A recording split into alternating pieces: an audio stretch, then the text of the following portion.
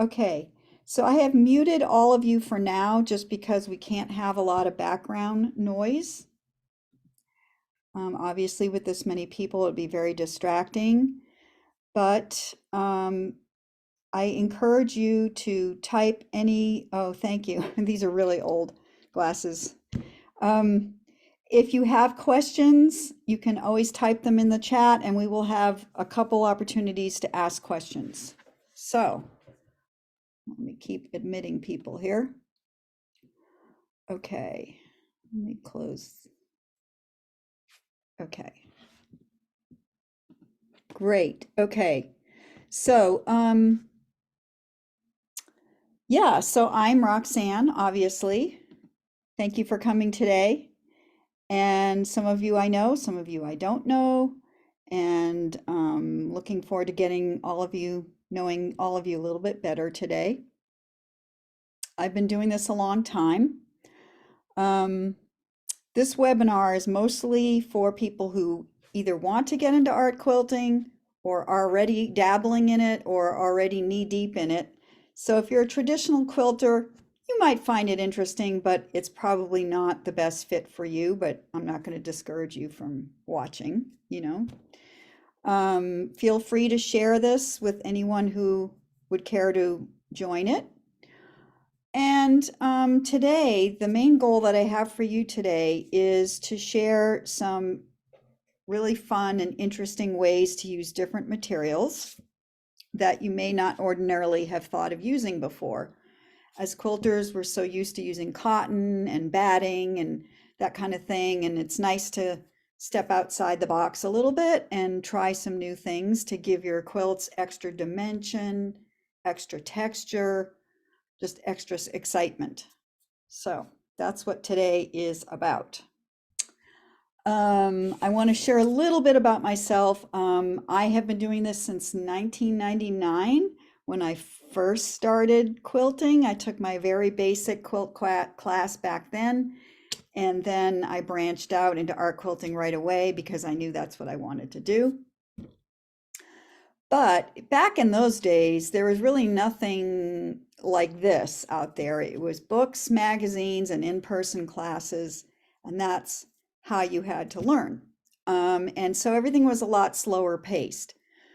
But now that we have this digital way of learning, I'm hoping that it can speed up your learning curve a lot more than it sped up than it did for me, because it took me a long time, years, to gather all the information that I needed to make what I now make. And I'm hoping with today to help you speed up your learning curve quite a bit. So I'm going to share you a really short story about back in early 2000s, I was walking my baby through the neighborhood. She was a baby back then. And I had just moved to North Carolina, and we had these beautiful crepe myrtle trees in the neighborhood. And I knew right away when I saw them, I wanted to make a big art quilt with these big, beautiful sculptural trees. But I had no clue how I was going to do that. Absolutely none. So I will tell you that it took about 7 years from that one idea popping into my head until the time when I could actually make what I wanted to make. And like I said, my hope in teaching online is to speed up your learning curve a lot faster. I don't want it to have to take 7 years for you to make the quilt that's in your head, or the quilts, should I say. Okay, so with that, I'm going to move on to the main content of the show. I have a slideshow to share with you. So I'm going to show you that famous 7-year quilt. So before I can do that, I need to share the screen. Okay. Can you all see that? Okay, great. Thank you. Okay, I can't see the chat while I'm doing this, so I'll have to go back and look at the chat if you're posting things, but I will look at it from time to time. So obviously, this is what we're talking about today. This is my 7-year quilt right here. So it's about 60 something inches long, so it's quite large, and about 30 inches wide or so. I don't have the exact dimensions, but I wanted it to look as if you were standing on the sidewalk looking right at these trees, and I decided to make the bark purple because I love the purple flowers that they come in and also the pink flowers. So I use the pink flowers and the purple bark, just combine them together.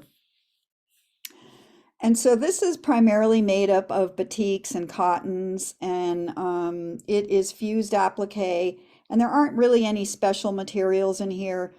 So that's not why I'm showing you this quilt. I'm just showing you this quilt so you can see what was the outcome of that 7 years of learning. Okay, let's see if I can. There we go. Okay, so let's go into what's in my stash. Okay, these are some of the materials that I have used, and I will show you how I use them.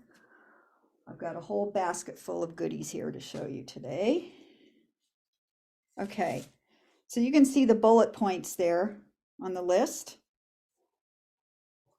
Lame is really fun to use. These, can you see this when I hold this up? Yes? Okay. Yes. Okay, perfect. Okay. Is it small or large? Small. Okay. All right. Well, I'm hoping this will do because I don't want to keep flipping back between screen sharing and not screen sharing. So this is a fun lame that I've used a lot, and I'll show you where. And what I do is I attach a little bit of Misty Fuse on the back. You can see this Misty Fuse fusible here. And then I've just lightly ironed it on the back. This is another piece of it. And that's how I can attach it to my quilt. Okay, what else have I got in my stash here? Velvets is the next one on the list. So I have a couple pieces of velvet that I've collected. This is sort of a cut velvet, and it's got some interesting textures in there. And I'll show you later on where I use this piece. And silk. I love to use silk. This is a fun printed silk that I found in the scrap bin at Mood Fabrics in New York a long time ago. And it's nice and shiny, but it's got a lot of cool, yummy prints in it. Chiffon. I love to use chiffon. So I have this white silk chiffon. It's very sheer. It's a little bit flimsy, but it's really fun to play with. I have used it to make snow. I've used it to make, I don't know, what else have I used it to? I'm going to use it to make clouds today in the demo. So I'll show you how I use that. And what else do I have next? Okay, fuzzy yarns and beads. Fuzzy yarns, beads, and sequins. Well, you all know what beads and sequins look like, so I don't have to show you that. But here's an example of a yarn that I have used that I found at a knitting store. Got threads dangling off of it. It's really fun. And you can couch that down. And you can use cording like this, like a gold. This is a gold cording that I've used before. And obviously these don't go through your needle. You have to couch them down. But they're lots of fun to use to give extra texture. Here's an organza that's got a color to it. This is nice. Nice sheer. Let's see, what else have I got? I don't have any cheesecloth with me today, but everybody knows about cheesecloth, and that's a wonderful texture to work with. Mylar. Oh, Mylar is super fun to work with. This is what Mylar looks like. It's like some of that stuff you can get in gift wrap before. You can put some fusible on the back of it, or you can just attach it with little bits of glue. You can sew right through it. It's super cool. There's a lot of shine. And I'll show you where I have used this before. And next on the list is tulle. Where would we be without tulle? Well, this is like a silver glittery one that I saved from a bouquet of flowers somebody gave me. This was wrapped around it, so I saved it. You can see it's got a lot of shine to it. And this is just plain white tulle, which we can use all over the place. Here's another fun sheer that I like to play with. It's a black sheer, but it's got little spangles on it. And what else? Oh, Angelina fibers. Who doesn't love Angelina fibers, right? Okay, so Angelina fibers are like these cool, sort of tinsely type fibers. You can melt them on a Teflon sheet and a low heat iron. So you get sort of a material that you can cut out into a shape. You can stitch it down, or you can let it just dangle, which is fun too. I save scraps of wool batting because that comes in handy for making clouds and things like that. Somebody's chatting. Oh, yes. Charla says, I like to cut up clothes I don't want anymore. Yeah, that's a really good way to reuse, repurpose.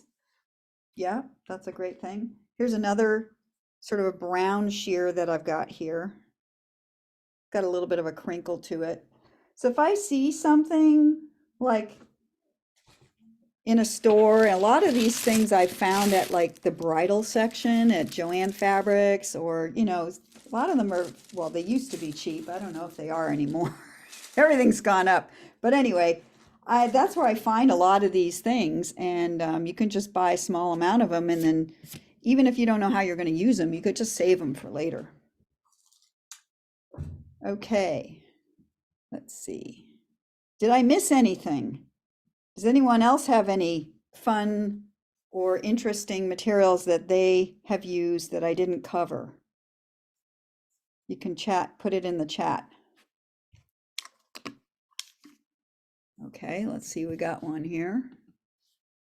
Tyvek, yes. I have not used Tyvek, but I know a lot of people have used that too. Cool. And we got we got more. Paper, wool rovings. Oh, I didn't cover wool rovings, but I'm going to right now. I love me some wool roving. Oh, we got more chats here. Oh, you have a piece? Cecilia says she's got a piece that she's putting mini lights on. And Vicky says mesh. Yes. Wool roving for fog and clouds. Absolutely. Lace. Yes, I forgot lace. That's perfect. I've seen people use lace for like the froth on sea waves and that kind of thing. Okay, so let me go back to the wool roving. I like to needle felt, and I have bought like wool roving in different colors, and it's really fun to needle punch them onto just a piece of felt. You can see where it's gone through to the back. That. And what you do is you just get some foam like this, put your felt and your wool roving on top, and you can use a single needle or you can use a punch tool like this. I got this at Joann Fabrics, I think. Or you can use an embellisher machine as well. Okay, let's see. Somebody else has got crochet bits and tatting. Yes, says Susan. Absolutely. Yeah. All kinds of things you can use. Okay, so let me go on to the next slide. On that needle felting thing, this is a little piece that I made on just a piece of black felt, and I've attached all kinds of little pieces and bits onto there. So that's a fun way to play around with small bits. Somebody else is chatting. Let's see here.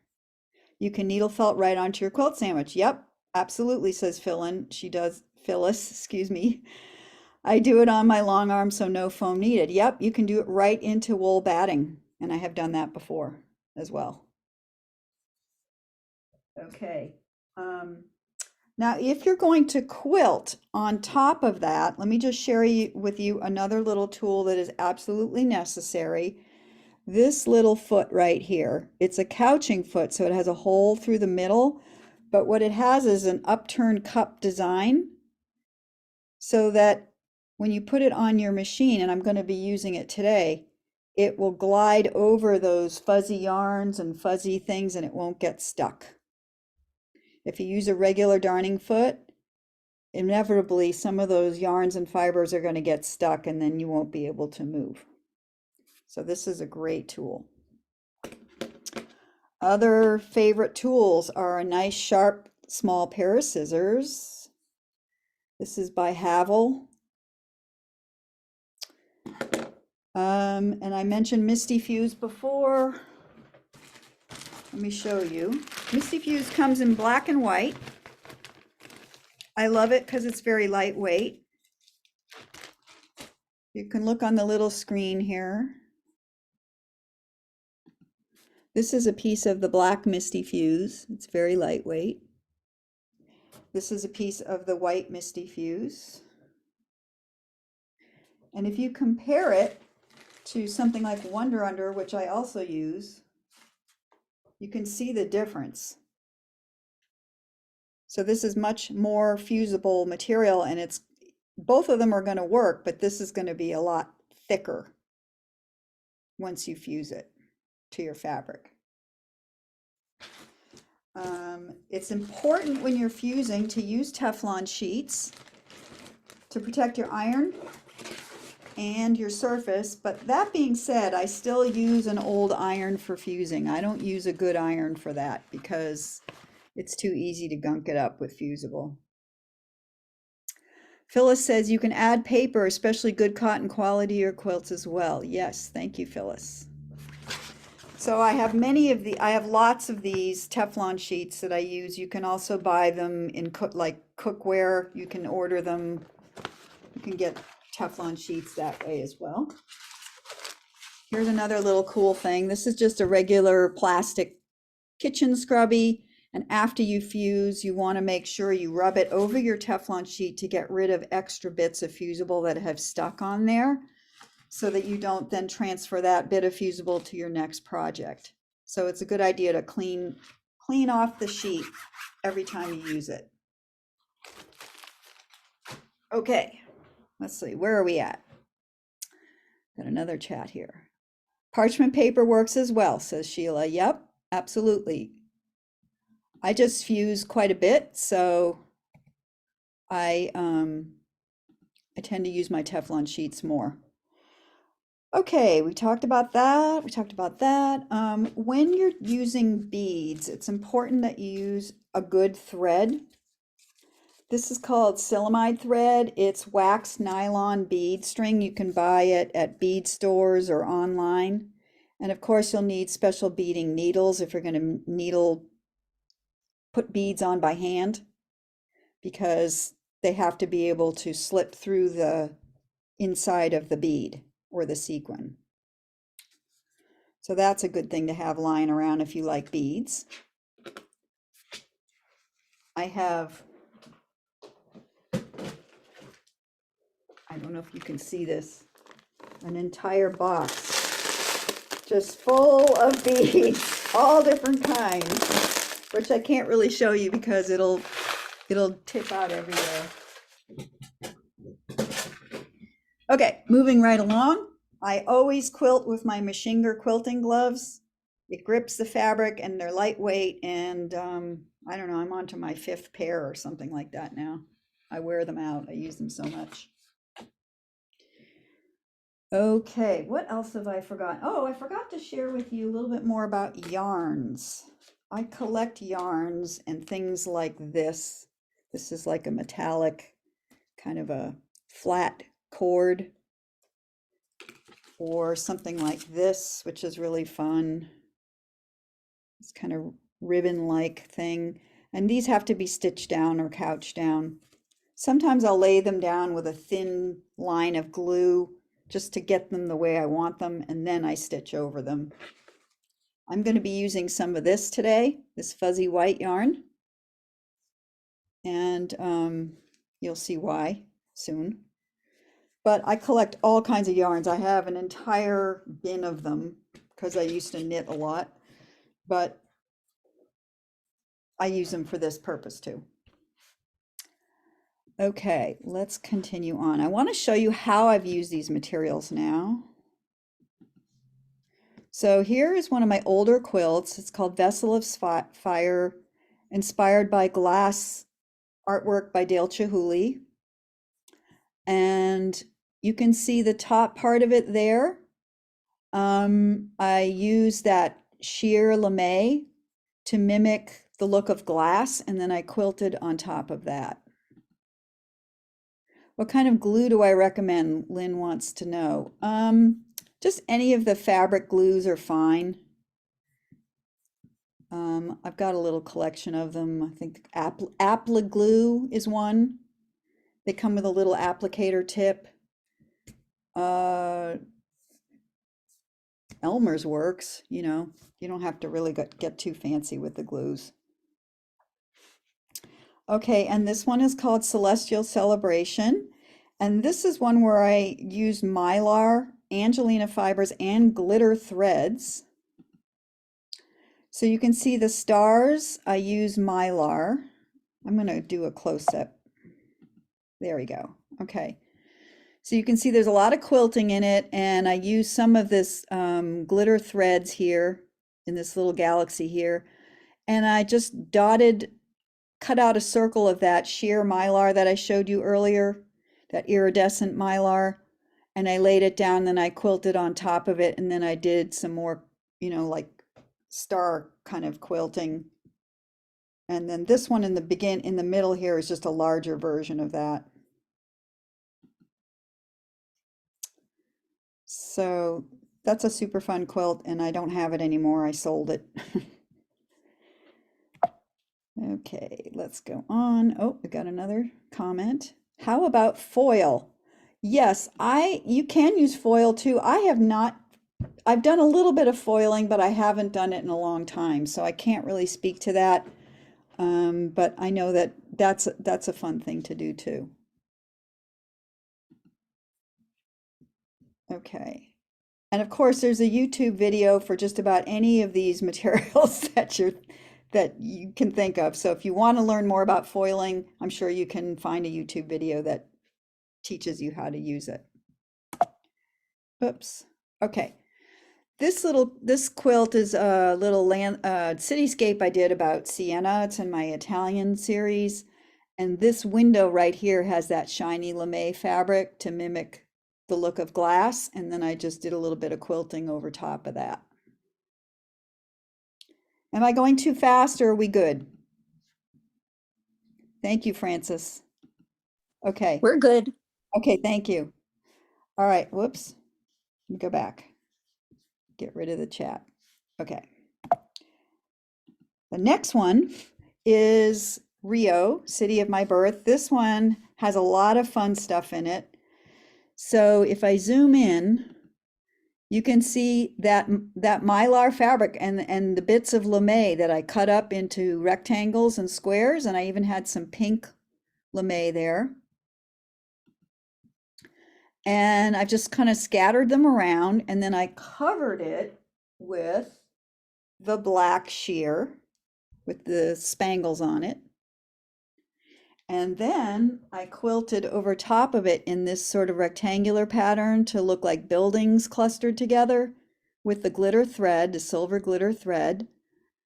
And then I hand beaded and sequined to make it look like lights shining in the dark. So I don't know if I can, let me go back. Whoops, that went forward. Well, okay. There we go. So there's the whole quilt.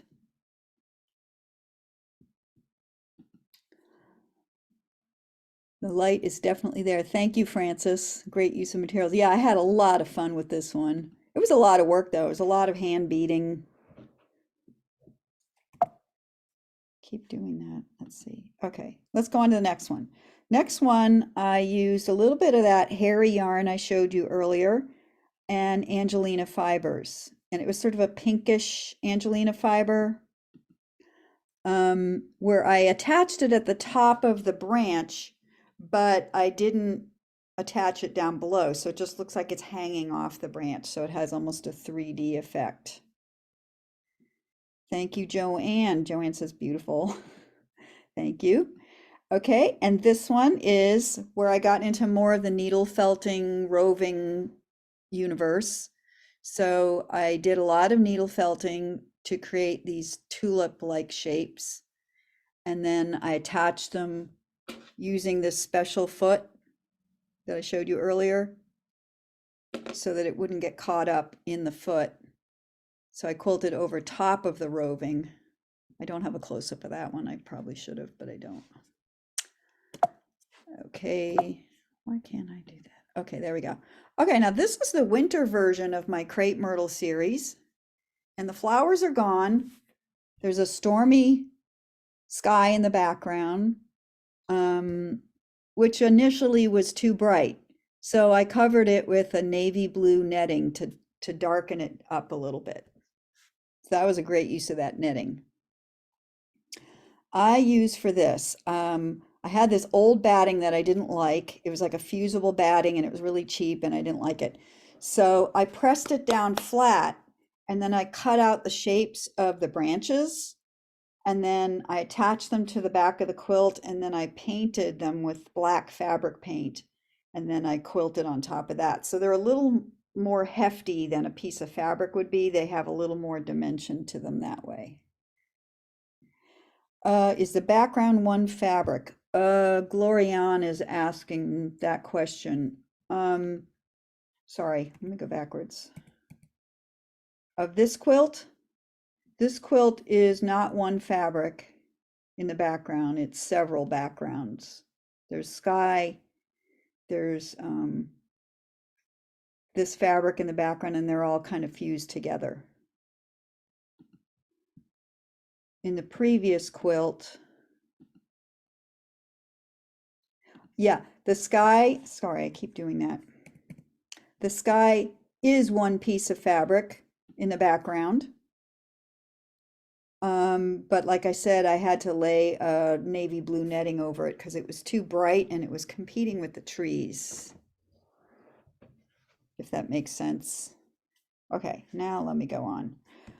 Okay, this one is Villa Barberino. I stayed at this beautiful Italian villa, and remember I shared that cutout velvet with you? Well, there it is right there in the courtyard. Yes, Lena wants to know, is the paint directly on the batting of those trees? Yes, it is. Okay, in this quilt, I use copper wire mesh in the roof. I use French knots made just embroidery wool. I used that green silk I showed you earlier. I crinkled it up and stitched on top of it. I had hand embroidery. And then this is green and yellow eyelash yarn down here that I kind of clumped together, stitched together, and then made into sort of like a ferny type of a plant in a pot. I think I have a close-up. Yeah, there you go. Oh, and down here is a piece of black netting to create that shadow. Netting is great to darken things up or lighten things up.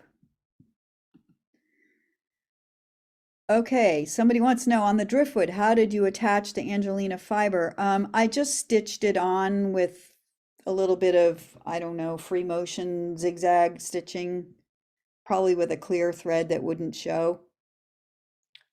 Honestly, I don't remember. Something like that. That sounds like something I would do. Or a matching thread. Okay, moving on. Now this one is an old quilt and I was really going crazy with this one. This one has everything but the kitchen sink in it. It's got white netting for the skirt. It's got sequins. It's got Angelina fiber. It's got gold cording. It's got layers of netting. It's got beads. Gosh, what doesn't it have? It's got everything pretty much. This is based on Carnival in Brazil, some of the costumes that they dress up in. move this out of the way. Okay, so you can see in the close-up there's lots of hand beading going on, even on the peacock feathers. I did use some mylar in there and lots of background quilting. The peacock feathers are amazing. Thank you, Cecilia. Yeah, like I said, I had way too much fun with this one. Okay, go back to the original. Whoops, that's not what I want to do. There we go. So you can see the whole quilt again.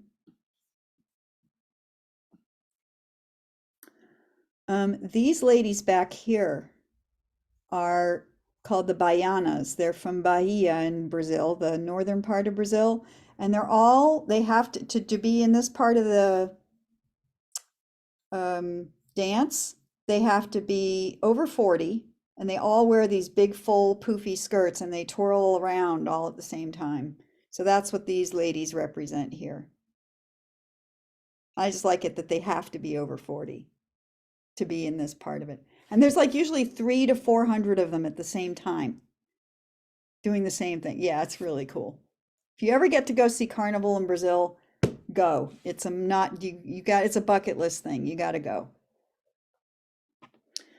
Okay, what else? What else do I got for you? Okay, so we're going to go into a demo soon, but I wanted to show you how I prepped. So I made two little sandwiches to start with. They both have the same hand-dyed sky at the top, and then I just took a strip of Misty Fuse and I attached two different bottoms. This is to represent ocean, and this is to represent, well, it's going to be snow. It doesn't look like it yet, but it will. Okay, so remember I said chiffon, I'm going to use chiffon. So I've got my chiffon here and I want to paint it. And so what I'm going to do is put a piece of plastic underneath and I'm going to spray it with a little bit of water. Oh, first I put Misty Fuse on the back of it. That's already done. And then I peeled it off my Teflon. Then I put it on my plastic and sprayed it with water because I want to get it wet. Why do I want to get it wet? Because I want the colors to be really soft and blended. And the water is going to help me with that. So I used Arteza fabric markers for this. You can also use Inktense pencils. And that spreads nicely with the water. And I just did some blobs of different colors and rubbed them in. Okay, so far, are you with me? Okay, cool. Then I let it dry and you can see it lightened up quite a bit. And at that point, I took my really sharp scissors and I cut them into cloud-like shapes and I put them down on my sky and I fused it to my sky. And so this is the part where I am going to go over to my machine and show you what it looks like and then how I'm going to stitch on top of it. And then I'll show you what I did on the other sample as well. And none of this is done yet. It's just sort of in process so that you can kind of see my process and see, you know, how to go from step to step. But I've got you this far, right? Okay, so now I'm going to just stop the share for a moment. Just check on the chat. Okay. So good to see all of you here today. Okay, and now I'm going to switch cameras. First, I have to turn my phone on. I'll be right back. Oh, it's already on. There it is. Good. All right, you can see, can everybody see that? You can no longer see me, but that's okay. You don't need to see me. Yeah. Okay, cool. Let me bring this over here. And I'm going to turn on my machine. Right now I've got a white polyester thread. And then I've just got a clear monofilament in the bobbin. There's the Bernina burp, y'all. That's what happens when you turn it on. And I've got this little foot right here. And I'm putting it on. Okay, that's on now. And I've got it set to free motion. And what you'll see here is you can see where I have cut out the clouds, and you can see how I've overlapped some of them and I fused them down. And it looks kind of like different colored clouds and a sunset maybe, or a stormy sky. And I can't take credit for this idea. I stole this idea from Janet Fox. And I'm going to show her quilt today. It's better than this. But I've also picked out some different colored threads that I'm going to try. Like this color, and this color, and this color. And I may not get to all of them today, but I'm just going to try maybe using some of those different colors. But before I do that, I'm going to go down into the ocean bit. And you can see I've already couched down a line with that fuzzy yarn and some free motion curlicues. There you go. And that's sort of like a line of waves coming in the distance. And then down here, I've got it more of a breaking kind of a wave down here. And right now it's just pinned on. So I'm going to go ahead, put my glasses on because I'm blind without them. And I'm just going to do a couple of anchoring stitches here. And this is free motion, so I'm just going along here. Remove pins as I go.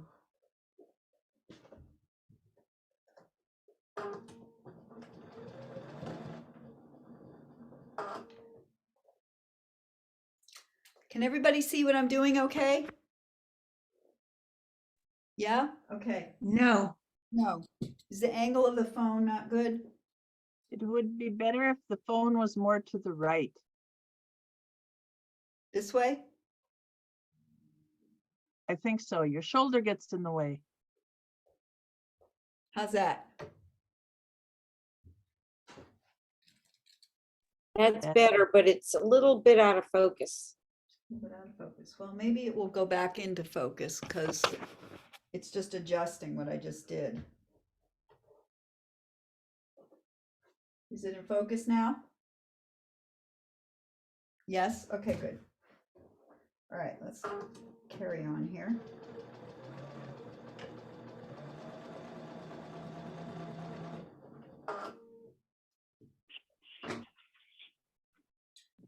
This is where sometimes instead of using pins, I might take the glue and use that instead, so it's already down there in the shape that I want it. But this works in a pinch. So as with your free motion, you're sort of couching? Yes. Yes, I'm doing both at the same time. Okay. Just making sure I'm going over the thread or the yarn, sorry. Sometimes I can't talk and sew at the same time. Are you using a straight stitch or a zigzag? Straight. I don't think I can use a zigzag with this foot because it only has a tiny hole in the middle of it. So that's why I'm free motioning. I can go in any direction I want. And I can lift up the foot and rearrange the thread and then put it back down again. So I get something that's more like what I want. So you're telling us you're not chewing bubble gum while you're doing this? I am pretty coordinated as most people, but not that coordinated.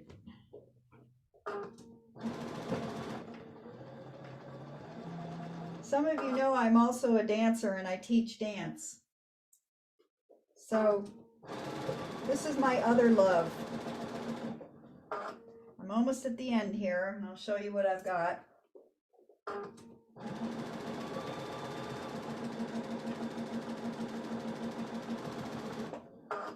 Okay. Pull that off the machine. Whoops. Cut the thread. Okay, so now let's see if you can see what I've done. Can you see what I've done? Okay. So you can kind of see the thread line, but not really. What you're really noticing is that fuzzy line.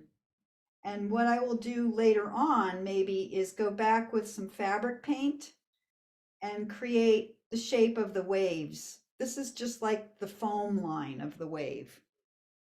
So I can create like underneath the wave where it's a little bit lighter than this fabric. If you study pictures of waves, you can kind of look at them and see what they really actually look like. But that's a great way to create the foam on a wave. Another way would be to use cheesecloth and kind of manipulate it so that it works. Oh, thank you, Cecilia. Yes, feed dogs are down with this. Belinda, you're welcome.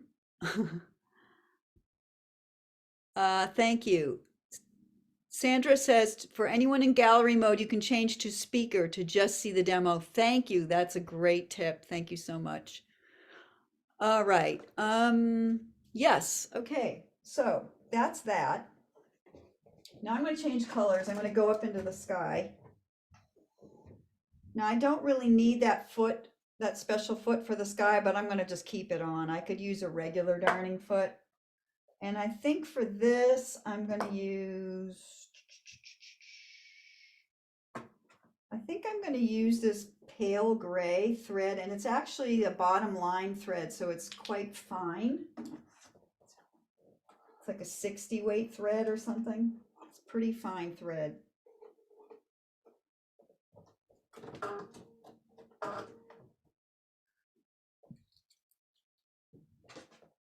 Okay.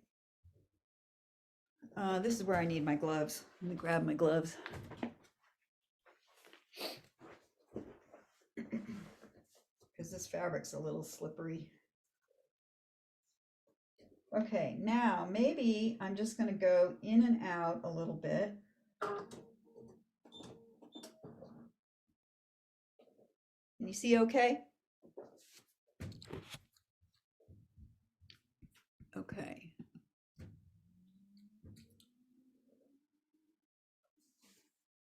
So I'm just going to do some wavy lines. I'm not doing anything terribly fancy. Just want to give a little definition to these clouds. Roxanne, Yes, it's ma'am. focusing on your sweater, not the, Oh, I'm sorry. Is that better? yeah. Maybe I need to go up a little higher. There you go. Okay, Wonderful. great. Thank you. I rely I on think you it to help me. focuses on what's closest to the camera. Yes.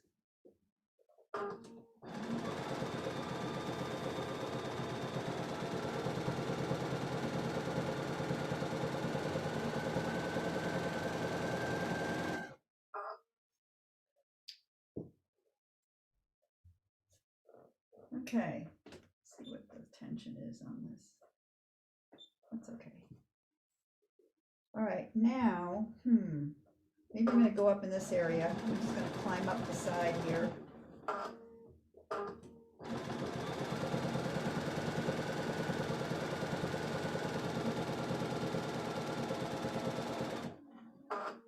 And then I'm gonna backtrack.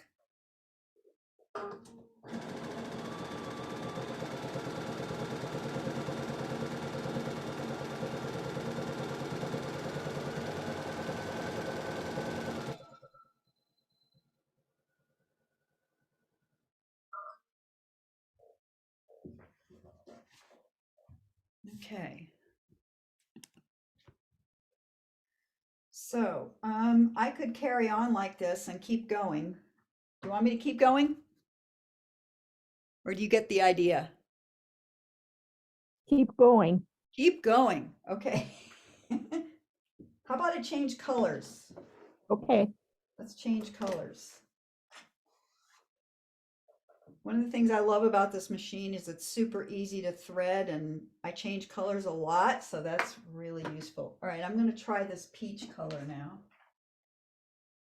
It's a little bit heavier weight thread, but not much. When I'm choosing threads, I like to lay it down on the fabric itself to see what it will actually look like, rather than what I think it's going to look like. Oh crap, come on. All right, gloves have to come off.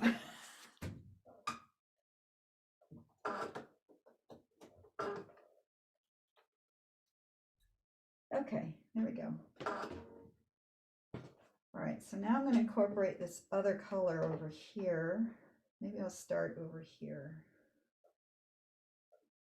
I'm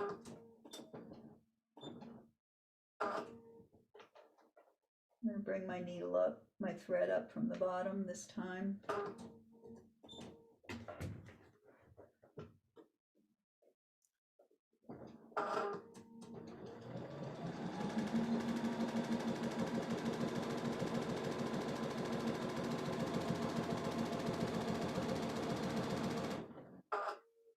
Yeah, I like that.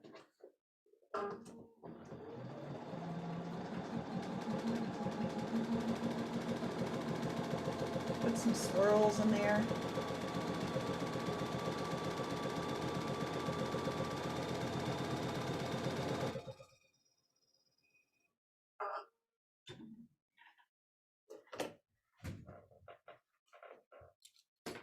Okay. How does that show up? Better? I'm turning it straight. There we go.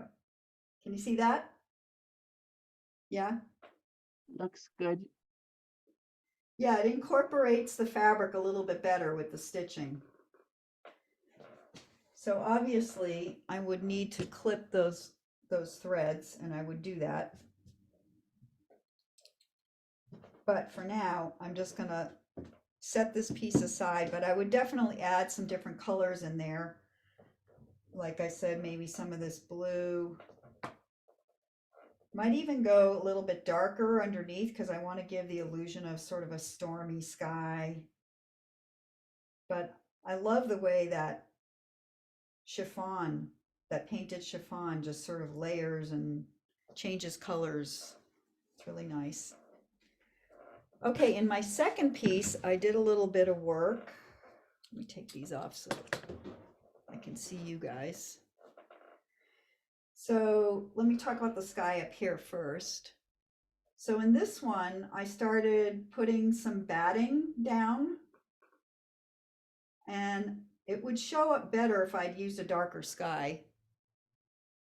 But then I laid some white netting on top of that, and then I stitched around the cloud with some white thread. And obviously the more you stitch on top of the cloud, the flatter it's going to be. So I'm going to leave that, and instead I'm going to do a lot more stitching in between the clouds, which will flatten that and make this puff out more, make the clouds puff out more. Can you see? Yes, that's beautiful. Thank you. It's a whole different effect, isn't it? Now down here, just lay this here. I think, no, that's better. I'm kind of working in reverse here. Okay. So here I laid some of that silver mesh on top of the purple fabric, the lavender fabric. So it has sort of a glitter to it. I put an extra piece of batting behind it. So there's two pieces of batting. And then I started playing around with this chiffon. That same chiffon that I painted earlier, but now I'm just leaving it white. And I started down here with the white thread. Whoops, you can't see that. Is that better? And Yes, that's great. And then I used a glitter thread in here, and I like the glitter thread a lot. And then I added another stitching line up here, and I noticed that the further apart the stitching lines were, the more it looked like snowbanks. Down here, not so much. Up here, a little bit more. So I haven't finished stitching this down yet at the top. But another way you can make this even puffier is to put some white batting inside there and puff it up even more to give it more dimension. Yeah, it makes sense? Okay. That's amazing. I'm sorry, what? That's amazing. Oh, thank you. Okay. And it looks like waves too. Yes, Philin says, yes. Okay, so thread that's in the bobbin, I had a question about that, is my trusty Superior Threads monopoly monofilament thread. I don't know if you can see that. It's a clear thread. I buy it on the cone because I use it a lot, and I just wind it on my bobbin. Works great. Let's see, let me take my bobbin out so you can see it. Can you see that? It's wound on my bobbin. It looks white, but that's only because the light is shining on it, but it goes on clear. Thank you. And then, stick that back in there. The other question was, is there any particular glitter thread you use? Absolutely. I have tried in the past. Can't think of the name of it. Hold on, I'll think of the name of it. Sulky. And I had mixed results with that. It broke a lot. So instead, now I use Superior Threads.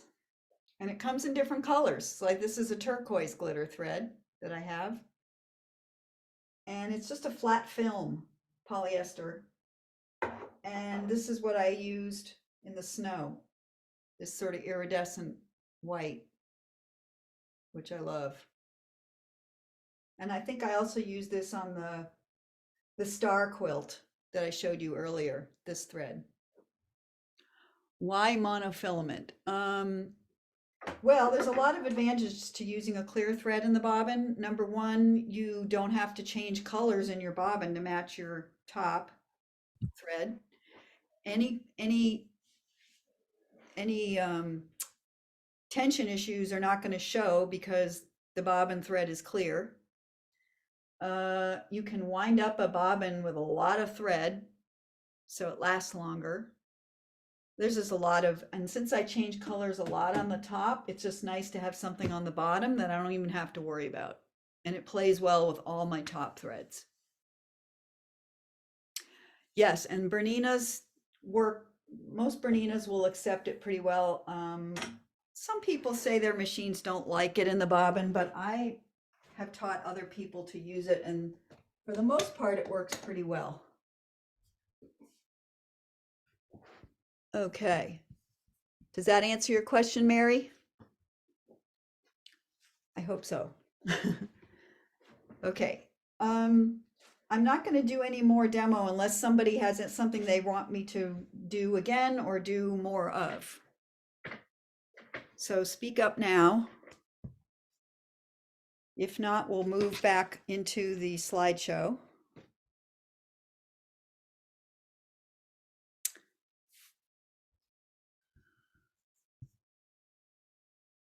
Okay, cool. All right, so I'm going to switch cameras now.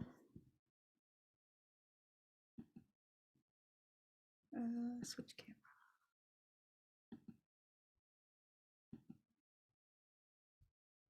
And I'm back. Just turn off my machine. Okie dokie. So, does anyone else have any other questions about what you've just seen? Go ahead and type it into the chat now. What is the round disc foot called? Okay. Um, it goes by various names. It's basically a couching foot because it has that hole in the middle, but some people call it a donut foot or a disc foot. Um, does anybody else know what it's called? I just know I have to have it because it works for me. An echo foot. Yes, you can use it for echoes because it's got some lines on it. I rarely use it for that. Barbara wants to know, is the monofilament a certain gauge? No, it's just one. I'm not sure what it is, but it's pretty fine. But it's what I like about that particular brand, the Superior Threads brand, it is very, it doesn't break. It's made of polyester, not nylon. If you have nylon monofilament thread, just throw it out because it breaks very easily and it's useless. Okay, thank you, Anna. Anna says it's a couching foot number 43. Okay, Lynn wants to know, how do I keep all those fabrics, all those gathers together in the snow fabric? I just pin them. I kind of manipulated them by hand and just pin them in place. And then as I'm going over it, I sew pretty slowly and then remove the pins as I go. Thank you, Cecilia. It is called extra fine polyester on the spool. Okay, on a Janome, it's called a spoon foot or a scoop foot. So like I said, it's got a lot of different names.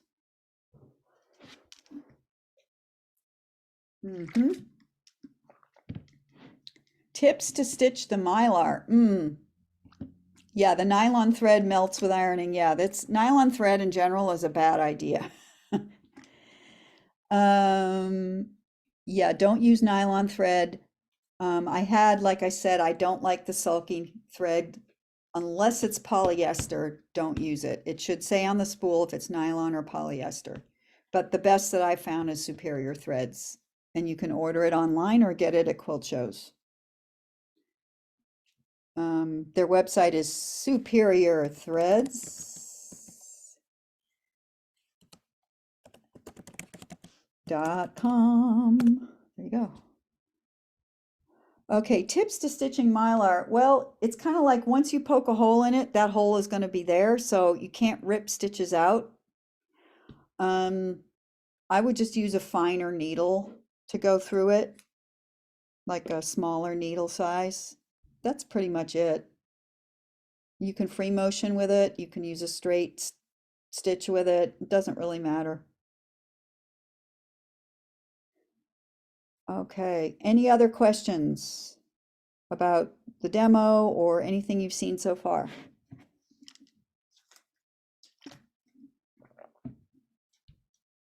Okay. If you do, just keep popping them in there and I'll keep trying to address them. Okay, the next thing I want to show is some student examples, and some of the students are with us. Yay! So that's cool. Let me share the screen again. Hang on a second. Share screen.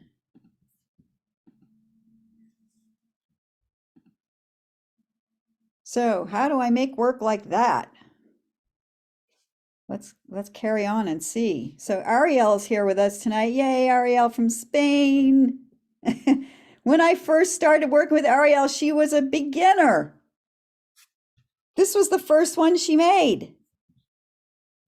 And I'm sorry I don't have the completed picture of it, but she cut out each one of these petals by hand, individually. I told her you don't have to do that, but she did. And it's awesome. Do I have a favorite? Phyllis wants to know, do I have a favorite material to use for eyeglasses? I'm assuming you're referring to doing faces and putting glasses on. I don't know, maybe something like this. It depends how reflective you want it to be. Or maybe something like, I don't know, something a little bit shiny, but it depends how much of the eyes you want to see, I imagine. Okay, and then Ariel, is there anything you want to say about this quilt since you're here? Well, yes, that was my first one. I'm very surprised to see it on the screen tonight. and I'm very grateful for that too. And well, the center of the flowers are made with trapunto, whatever, if I don't remember that correctly. Yeah, Uh, punto, yeah. oh, okay. So Yeah. well, it was a big struggle to feel able to do it, but I learned a lot. So thank you very much. Oh, of course. Wait till you see the next one. The next one Wow, she did. that's crazy. Yeah. So where was this, in the Pyrenees, I think you said? Yes. Yes. Okay, everybody's going, beautiful, very nice, blah, blah, blah. Yeah. And I particularly love how she did the reflection in the water. That some of that was painted, some of that was just the fabric choices that she used that made it look like reflections. Yes, it is amazing. I agree. Anything you want to say about this one? Well, just thank you. I Thank didn't you. do it. You did it. Yeah, I know. I love this one too. David H says, wow. Yeah, I know. Phenomenal. Okay, let me move on. We have one from Sampa Ghosh. And where is she from? She's from somewhere in Indonesia, I think. I can't remember exactly where, but she was really fun. I just picked these randomly, by the way. I liked how she did the painting on the trees and the sky. It's very delicate touch. This one isn't complete, by the way. This is midway through it. And then she did this beautiful flower, and I like how she added this sort of organic quilting in the background. Get that.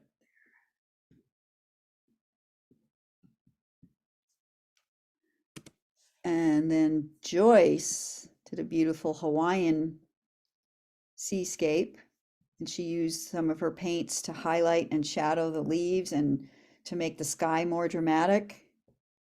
I don't know if Joyce is here with us tonight. Fabric reflections. Phyllis is saying, could you put a piece of organza over fabric to look like water reflection? Yes, you could. You could try that, as long as it's not too opaque, because you really want to be able to see what you just have to try these things out. Some of this is very experimental. You have to play.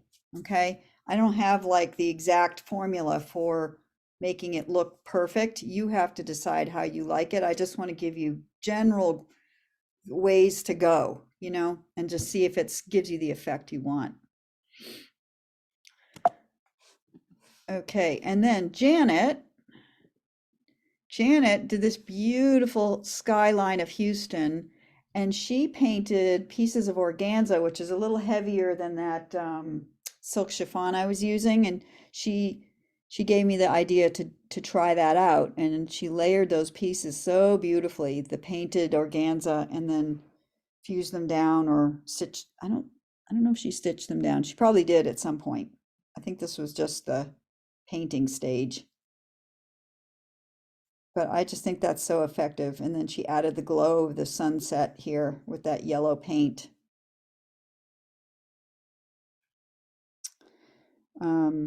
Sometimes with skies, you have a very soft, misty appearance, and it's really hard to capture that with pieces of cotton, So that's why I like some of these alternative fabrics to use in the sky.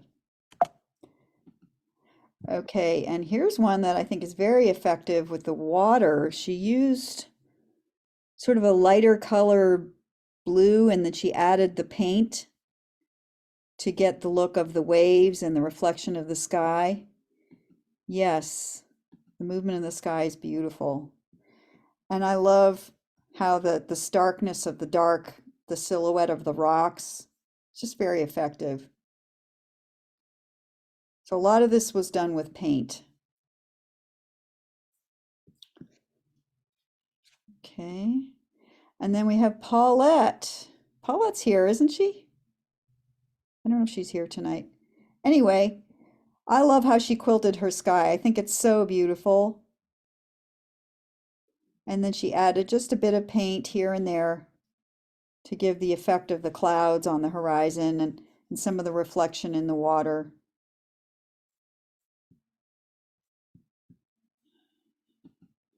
And then we have another wonderful quilter, Dale Goldberg.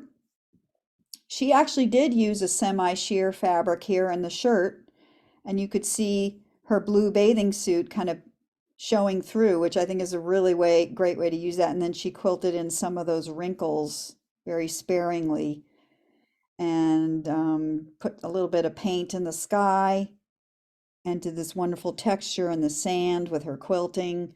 So there's a lot of things going on here that she did really well. But I really like how she used that semi-opaque fabric for the shirt. There's Cecilia's flower, yay! Cecilia, well, you didn't come to me as a complete beginner, but you really progressed a long way, and this flower is just so delicate and so beautiful, and I love the angle that it's at. And she cut out every one of those little petals. Yeah, wow, says Catherine. Yep, wow. And she did some shading in the background with the paints and the leaves. Well done, very well done.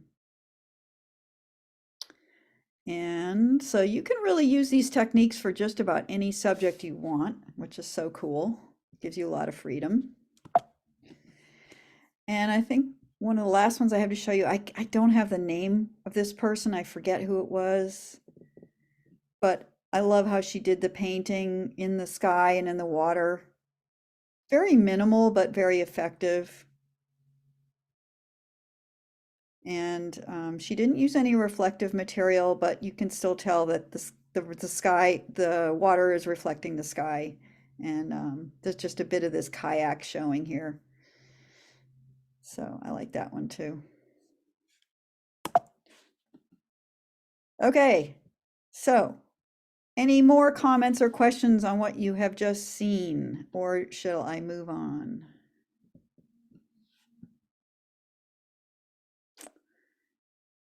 Okay, so the next question is, how do I make work like them? Oh, thank you, Sandra. She says my classes are wonderful. Well, good. Thanks. A good segue into what I'm about to say next, because if you want to make work like this, I have 2 online classes to get you there, and you don't have to wait 7 years. Fantastic. Thank you. Okay, so we got that. The 2 classes that I want to tell you about tonight, and I have more, but these 2 in particular, the first one is art quilting with textile painting, and the second one is advanced photorealism art quilting. They're both on demand. They're both online, and you get full access to help from me while you're taking the class, and even afterwards if you want to. The classes are up there for as long as you want them to be, and you can take as long as you want to do them. That's what on demand means, right? Okay, so the first class is art quilting with textile painting. It is great for beginners. I've had beginners do it from beginning to end, and they produce something that they never thought they could make. So I think it takes everything that I've learned in pretty much my whole thing of making art quilts and condensed it into one course-ish, more or less. Not everything, but a lot of it. It includes choosing photos and editing the photos. It includes making a pattern from the photos, fusing instructions if you've never done fusible applique before. It includes making fabric choices. It includes construction method, working from back to front, and lots of painting instruction with lots of videos on how to do that, quilting suggestions, and finishing techniques. Okay. Oh, thank you, Thank you, Joanne. Great to see everybody too.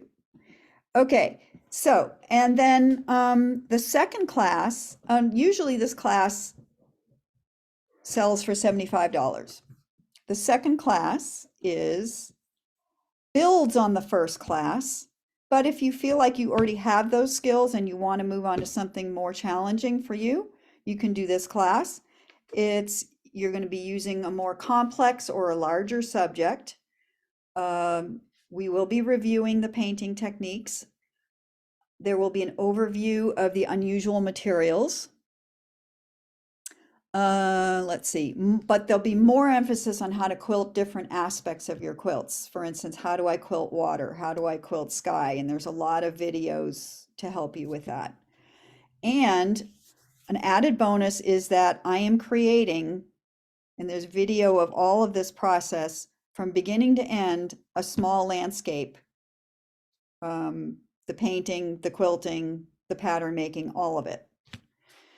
And as I said, this is built on the previous class, but if you feel like you're up to it, you could just dive right into this class. And this class is usually $150.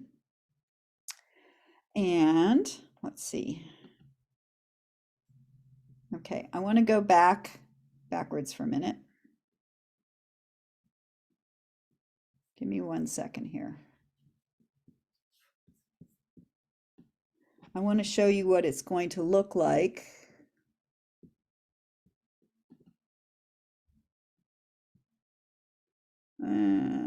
Give me 1 second here. I'm switching screens.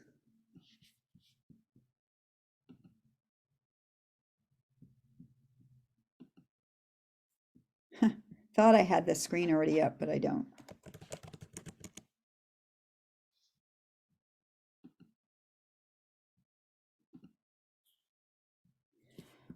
You know what? I'm just going to skip this. It's going to take too long. So I'll go back to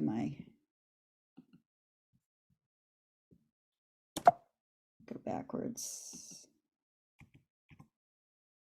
Okay. And I do want to share the screen with you again.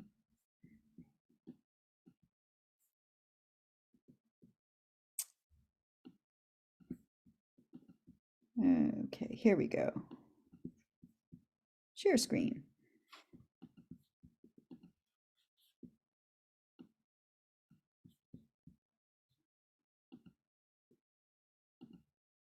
There we go. Okay. Still with me? Okay, so I have a special offer for you. It's good for a week, so you have a week to think about it. Move this out of the way. And the first class that I shared with you, Art Quilting with Textile Painting, is going to be dropped down from $75 to $67.50. You will use a coupon code at checkout, and I will put this information in the chat so you don't have to remember it, but you would just copy this down, AQWTP, when it asks for the coupon code, and you will get this price. And same deal with this one, only goes from $150 to $135, and you would use this code. And if you decide to do both classes, you would get them both for just $202.50. And I have a 14-day money-back guarantee, so if you change your mind, you can get your money back. We'll give you time to kind of look at the course or courses. Let me just see chat here. Let's see. One new message. Mary, thank you. Thank you for coming. And the link to register for all of my classes is down at the bottom here. It's bit.ly/Roxanne Lessa, and it is case sensitive, so you have to use the capital R and the capital L. But let me put that in the chat for you. How many times would we meet with you for classes? Okay, so these are on-demand classes, Catherine. They are not live classes. So you can do them at your own pace. You can watch the videos at your own pace. There are no Zoom meetings to attend. bit.ly/Roxanne Lessa. There you go. And then here are the coupon codes. So there's no Zoom meetings to attend, and you can do them at your own pace, at your own time. Cecilia says, these courses help me get started on a journey that I will use always, recommend highly. Thank you so much for that. You're welcome. You're welcome. You're welcome. I love teaching you guys. So the coupon code for art quilting with textile painting is AQWTP. The coupon code for the second class, Advanced Photorealism Quilting, is APAQ.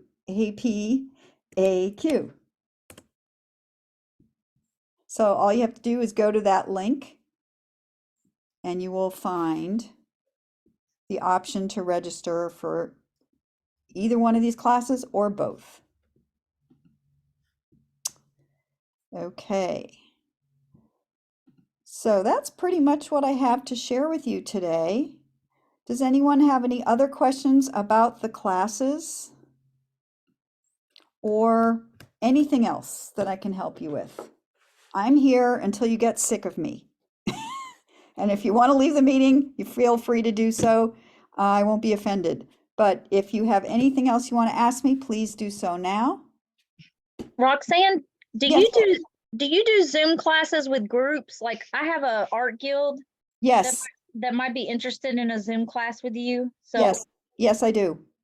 would I just message you on your email or? Yes, that's the next slide I want to share with you. Hold on. Where's the next slide? This thing doesn't always cooperate. Hold on. Technology. What can you Yeah. do? Come on. Oh, come on, man. Go to next slide. There we go. Okay, so if you look down at the bottom of the slide, that's my email right there. Roxanne@roxannelessa.com. If you want to look at my artwork, it's www.roxannelessa.com. On Instagram, I am at Roxanne Dance Art. On Facebook, I have a pseudonym. I have a fake name. CERAASSEL. Because I got locked out of Facebook and they wouldn't let me rejoin otherwise. Such a major pain that was. Yes, so there is a supply list for the classes. Kathy wants to know, can we know what the supplies are needed so we can decide if we want to take the class? Okay, I think they're listed in the outline for the class, but I'm not positive.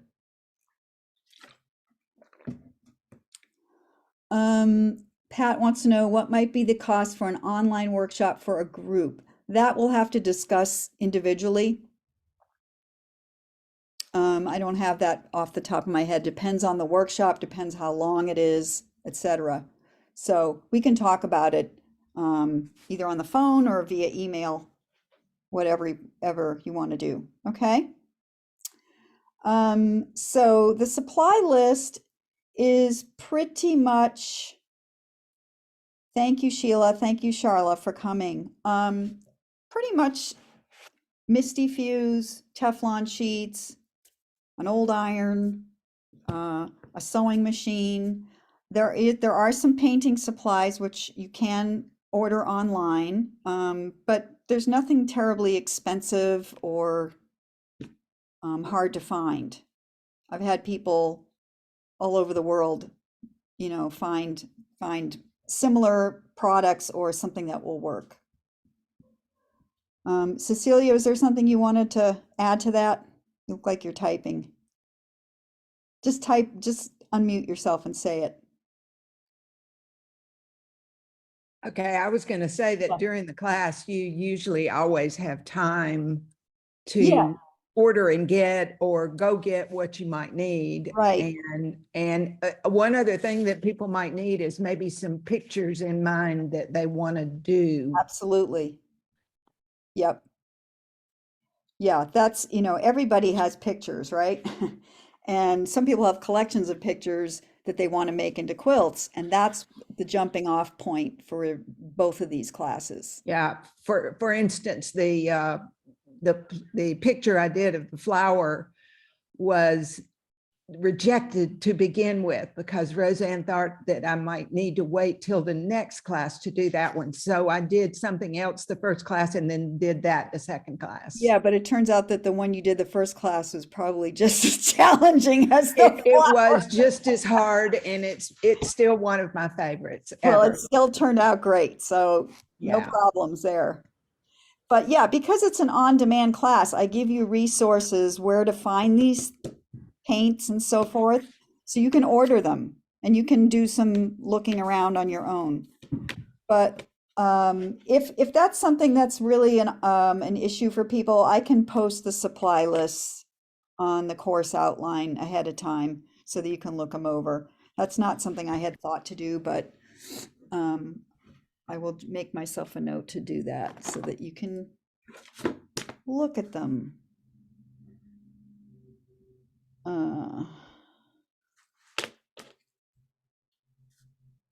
Yeah, okay, I will do that. I will also have a recording replay up, so if you have a need to watch it again, or if you miss something, you missed part of it, you want to watch it, you certainly can. I will email all of that to you as well, because I have your email address because you signed up for this.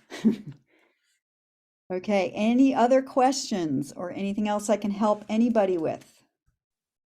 I have a quick question. Sure, who's speaking, please? This is Nancy. Hi, Nancy. Hi. Is there any particular software that's needed to manipulate the picture that's chosen for the project? Not really, no.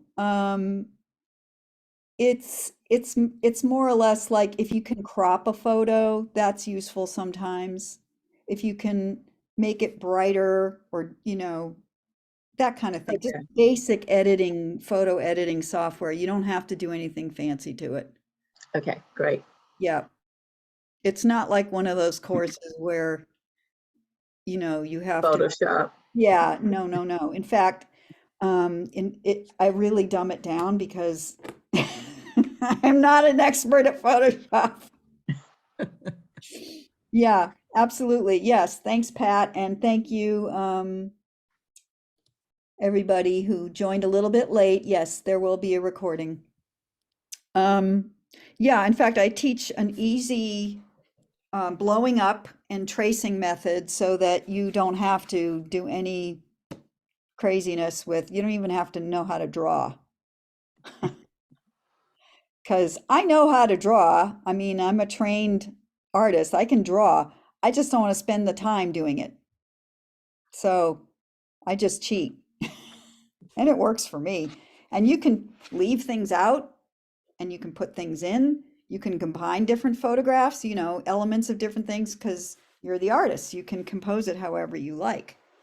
So, Roxanne, yes. this is Charlotte. I've actually printed a picture through Spoonflower Uh-huh. before Yeah. and used that as my pattern Yep. without having to draw anything. So you can really cheat. Oh, yeah, you absolutely can, and that's something that you can do if you want to make a whole cloth quilt, right? Right. And Yeah. you couldn't even see any of the original cloth afterwards. Like it was Yeah. all gone. Yep. Right. It's cool. Yeah, that gives it a different look. That's more of a whole cloth kind of a thing. Whereas the method that I'm teaching is you do choose individual pieces of fabric and apply them. So it's more of a collage type of a thing. So it's a little more labor intensive, but yeah, that's a viable way of going too. If you don't even want to mess with fusing or any of that, you can just print it out on a piece of fabric, and that's a totally different technique, different look, still absolutely viable and workable and just depends on the look you want. Right. Sandra says it's not cheating, it's just using tools to do the project. Absolutely. It just depends upon what the outcome that you want.